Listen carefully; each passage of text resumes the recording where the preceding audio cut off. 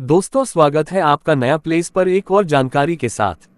स्वतंत्रता संग्राम के एक महत्वपूर्ण प्रतीक के रूप में स्टैच्यू ऑफ यूनिटी भारतीय स्वतंत्रता संग्रामक और भारतीय अद्वितीयता के गौरवशाली इतिहास को समर्पित है।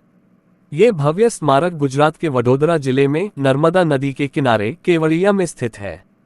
इसका निर्माण प्रमुखतः भारतीय लोकनायक सरदार वल्लभभाई पटेल के समर्पण और उनके समृद्ध योजनाओं के उत्तराधिकारी के रूप में किया गया है। इसे उनके नाम पर सरदार वल्लभभाई पटेल की प्रतिष्ठा में स्थापित किया गया है, जिन्हें एकता के स्तंभ के रूप में जाना जाता है। स्टैच्यू ऑफ यूनिटी का उद्घाटन 31 अक्टूबर 2018 को भारतीय प्रधानमंत्री नरेंद्र मोदी द्वारा किया गया था। ये भारत का सबसे ऊंचा स्मारक है, जो 182 मीटर 597 फीट की ऊंचाई पर स्थित है। स्टैच्यू की ऊंचाई उस समय के भारतीय उपमहाद्वीप के सबसे ऊंचे अंचल में आती है। स्टैच्यू की ऊंचाई को 8 मार्गों से अभिवृद्धि की गई है, जिनमें लौ, आर्मेचरी, बेटन, स्ट्रीप, विस्तार, विस्तारीय, प्रतिष्ठान और शुरुआत है। स्टैच्यू का निर्माण केवड़िया एकता स्थल में किया गया है, जो नर्मदा नदी के किनारे स्थित है। इसका निर्माण काम एक बारीक और विशालकाय प्रक्रिया थी, जिसमें लाखों टन भारतीय पत्थरों का उपयोग किया गया।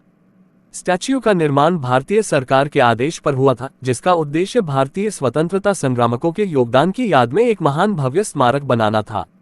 स्टैच्यू भारतीय स्वतंत्रता संग्रामकों के जीवन, कार्य और योगदान को समर्पित करता है और उनके साहस, समर्पण और विश्वास की याद में सदैव जिंदा रहेगा।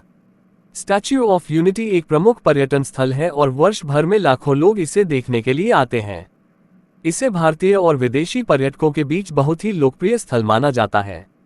धार्मिक, सांस्कृतिक और ऐतिहासिक महत्व के कारण यहाँ लोग विशालकाय स्मारक को देखने आते हैं और इसका आनंद लेते हैं।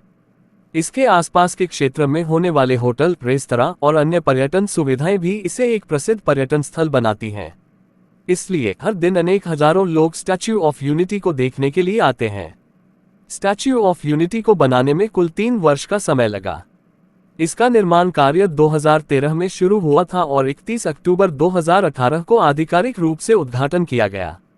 इस अवधि के दौरान लाखों टन भारतीय पत्थरों का उपयोग किया गया और कई सैंपल मॉडल और नकलें बनाई गईं।